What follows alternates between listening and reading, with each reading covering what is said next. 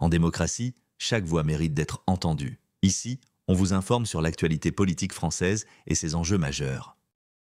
Le 10 septembre 2025, un grand appel au blocage national circule sur les réseaux sociaux sous le slogan « Bloquons tout ». Sans organisation syndicale officielle, ce mouvement citoyen entend marquer les esprits face aux réformes sociales et économiques du gouvernement. Qu'en pensez-vous? N'hésitez pas à donner votre avis dans les commentaires. Le 5 septembre prochain, Mohand participera au blocage organisé par la Fédération nationale des taxis contre la baisse des tarifs appliqués au transport des patients. N'importe quel travailleur ne peut pas accepter qu'on baisse son salaire. C'est-à-dire à travail égal, on devrait plutôt être augmenté chaque année parce qu'il y a de l'inflation. Et là, en fait, les véhicules coûtent de plus en plus cher. On a un coût de la vie qui augmente. Et par contre, on dit aux chauffeurs, bon, là, on va vous payer moins. Et ce n'est pas le seul sujet de crispation. Suppression de 2 jours fériés ou encore modification de l'abattement sur les retraites, le budget proposé par François Bayrou est très critiqué dans le pays. De quoi rendre la rentrée mouvementée. Dès le 1er septembre, les syndicats font front commun contre ces mesures d'économie. Plusieurs d'entre eux doivent réunir leurs instances la semaine prochaine pour décider des actions à mener. Mais Force ouvrière a déjà averti le Premier ministre qu'elle déposait un préavis de grève jusqu'au 30 novembre. Autre mobilisation, cette fois-ci citoyenne, des appels à bloquer la France le 10 septembre se multiplient sur les réseaux sociaux, mais leur mise en œuvre reste encore floue. Elle est déjà soutenue par le syndicat ferroviaire Sudrail, qui appelle à faire grève massivement le même jour. Les hôpitaux de Paris pourraient également se mobiliser lors de la rentrée. Les visages fermés de ces 120 salariés menacés de licenciement. La fermeture d'Outinor est programmée. Cette entreprise en crise fabrique des structures métalliques. Bonjour messieurs, dames. Et nous faisons un reportage sur un peu la situation politique en France. Monsieur Bayrou dit que nous sommes tous responsables de la dette. Vous n'êtes pas d'accord avec l'idée que nous sommes tous responsables? Non, c'est pas nous les responsables. C'est eux les responsables de la dette, c'est pas nous.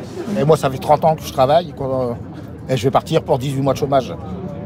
Et notre Premier ministre qui nous demande de faire un effort, lui, au bout de 8 mois, part avec un salaire à vie. Et pourquoi il ne faut pas des efforts, eux, d'abord? D'abord, eux, ils nous font par l'exemple. Qu'il faut des efforts avec les salaires qu'ils ont, et toutes les primes qu'ils ont, qu'alors que nous, on gagne 1500 € par mois, on va encore faire des efforts. Ouais, qu'ils essaient de vivre avec 1300 € par mois, on verra. Ce que ça va être. Pas de chauffeur, pas rien du tout. Mais ça ne vous ennuie pas qu'on ait un nouveau gouvernement, peut-être des nouvelles élections législatives Ouais, si, voilà. Et on l'a bien vu nous ici, pas de stabilité, ça mène à la catastrophe. Et ici on l'a vu. Enfin moi je sais pas, j'ai dû connaître 10 directeurs de production, X directeur général depuis le temps que je suis arrivé. Vous êtes d'accord avec cette idée de bloquons tout là le 10 septembre prochain? Bien sûr. Vous allez participer? Bien sûr. Certains de ces salariés vont donc se joindre à ce mouvement qui propose de protester le 10 septembre prochain en bloquant la France. Alors on est à une assemblée générale du mouvement Bloquons tout, mais on n'est pas du tout autorisé à assister au débat. 200 personnes environ, beaucoup de profils issus de la gauche radicale, rares sont ceux qui acceptent de nous parler. Le mot d'ordre, c'est bloquons tout, c'est ça?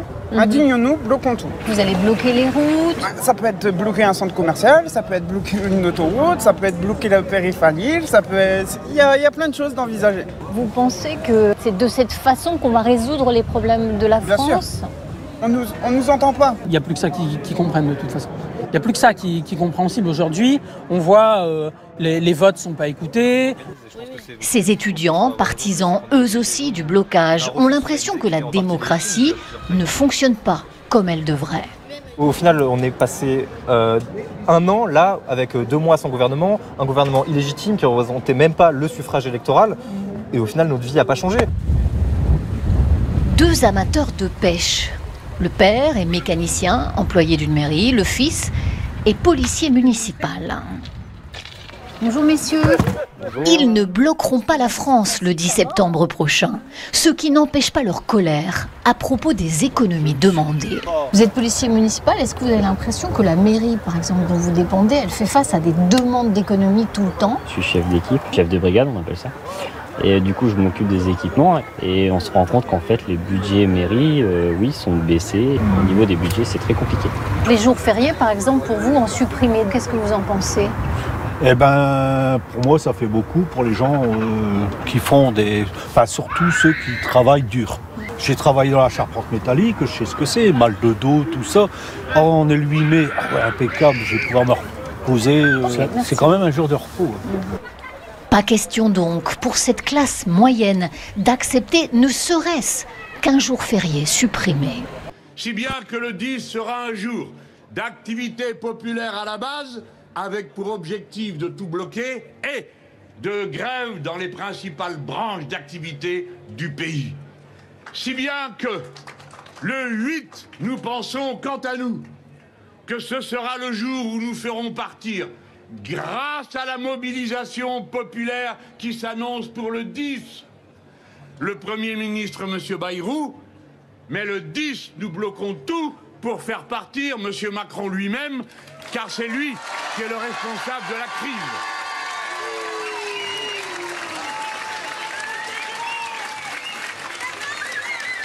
Il y aura...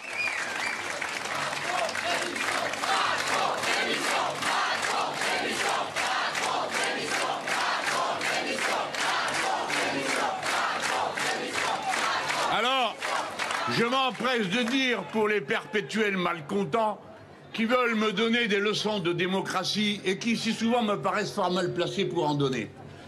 Cela même que ça n'inquiète pas qu'un président de la République ne respecte pas le résultat des élections et s'étonne qu'ensuite un républicain, un démocrate comme vous tous dise eh bien puisqu'il ne respecte pas, nous non plus nous ne le respectons pas. Et puisqu'il a le droit de dissoudre l'Assemblée nationale et de ne tenir aucun compte de nous, alors nous, le peuple français, peuple libre, nous décidons de le démettre, à moins qu'il ne se soumette d'ici là. Mais la seule manière qu'il aurait de se soumettre serait de se démettre. Merci d'avoir regardé cette vidéo. Si vous aussi vous souhaitez rester informé sur les enjeux politiques majeurs, n'hésitez pas à vous abonner à Citoyen.